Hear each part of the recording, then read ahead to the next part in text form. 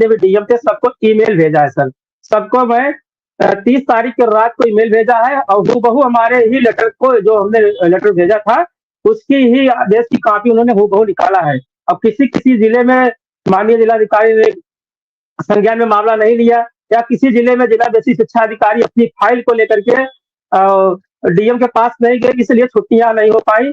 और छुट्टियां का तो हमारा अधिकार नहीं है सर कि हमें छुट्टियां मिलनी चाहिए, लेकिन अगर बगल में स्कूल बंद है, वो भी बेसिक शिक्षा से संचालित है, तो हमारे ऊपर भी सरकार को कृपा करनी चाहिए, विभाग को कृपा करनी चाहिए।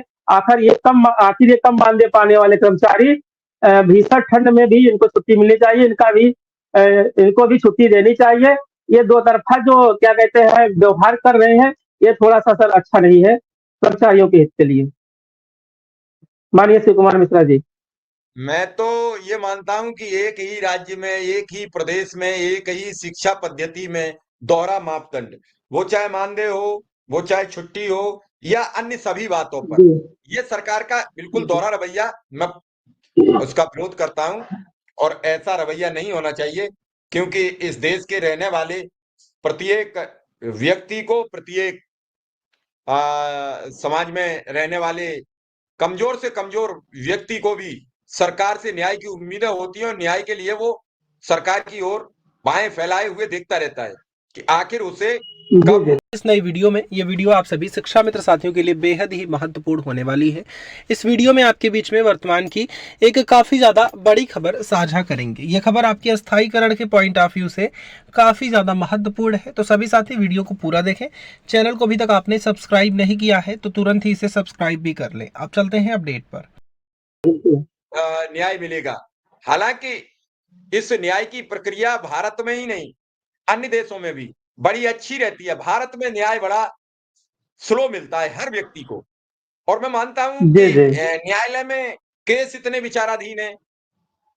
हाँ, देश से मिला हुआ न्याय भी अन्याय के दायरे में आता है, लेकिन यहाँ देर से मिले, चाहे तुरंत मिले और चाहे कभी ना मिले, यहाँ कोई सवाल करने वाला नहीं है।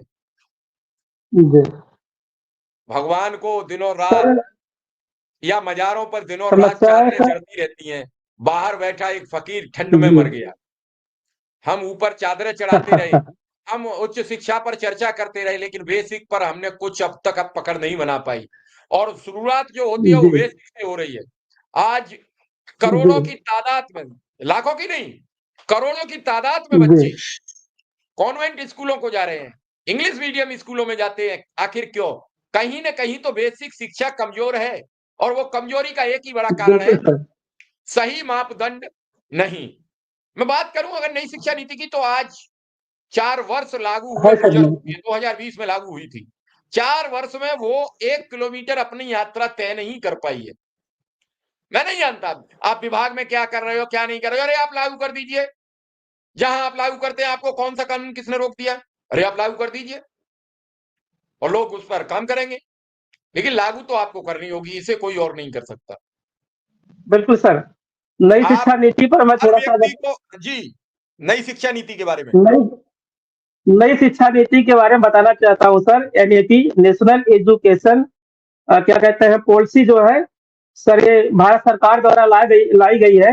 जब इसकी मिनिस्टर जो है स्मृति ईरानी हुआ करती थी, तब से योजना चल रही थी। कई बार इसको बदला गया, इसके ड्राफ्ट को चेंज किया गया, और भारत के जितने भी क्या कहते हैं राज्य है, सभी से भारत सरकार उस समय था मानव संसाधन विकास मंत्रालय ने अपनी रिपोर्ट भी मांगी थी कि आप क्या बदलाव चाहते हैं शिक्षकों से और समाज से। तो ये तो सर लागू हो गई, ड्राफ्ट तो पूरा बन गया। मातृभाषा पर जोर देने के लिए नई शिक्षा नीति को लागू किया गया। इसमें पहले जो था हमारा ये सब शिक्षा अभियान था 1 से 5 तक चलता था।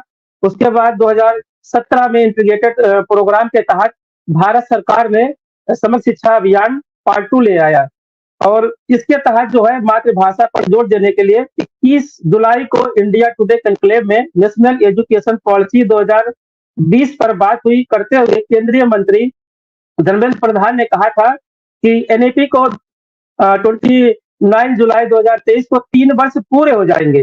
2021 जुलाई माह में यानी 2 साल पहले उनको उत्तरदायित्व मिला था, और इसको लागू हुए 3 साल हो गया।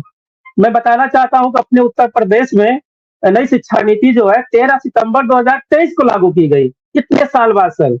जबकि जो भी केंद्र का आदेश होता है तुरंत लागू करना चाहिए, और यहाँ भी भाजपा की सरकार थी, वहां भी भाजपा की सरकार थी। शिक्षा नीति में बदलाव को लेकर के मैं उत्तराखंड राज्य को बधाई देना चाहता हूँ।